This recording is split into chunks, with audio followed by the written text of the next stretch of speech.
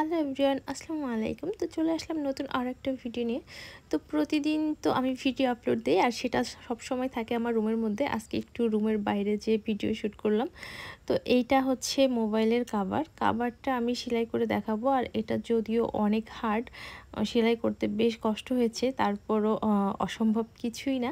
তো আমি ভাবলাম যে চেষ্টা করলে কেন নয়, তো চেষ্টা করলেই হবে। তো প্রথমে হচ্ছে আমি 5টা সুতা আমি এভাবে করে টেনে নিয়েছি। এই সেলাইটা কিন্তু এর আগেও আমি অনেকবার দিয়েছি। তারপরে হচ্ছে একটা উপরে একটা নিচে এভাবে করে হচ্ছে সেলাইটা আমি করেছি। আর তার আগে বলে দিচ্ছি, ভিডিওটা মেক করেছে আমার ছোট মেয়ে। ও ক্যামেরাটা একটু এদিক সেদিক করে হচ্ছে ঘোরাচ্ছে।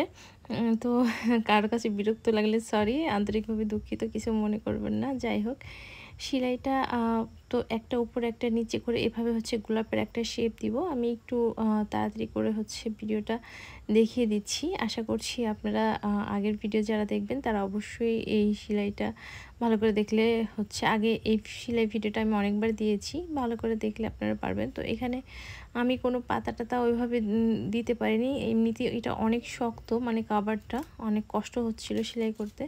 তো জাস্ট কোনো মতন পাতার আকৃতি একটু ডালপালা দিয়ে নিলাম।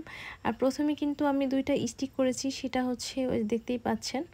ওইটা আমি ফ্রেঞ্চ নট সেলাই এবং ডাল সেলাই দিয়ে ওইটা মানে ওই স্টিক 2টা করেছি, ফুলের স্টিক।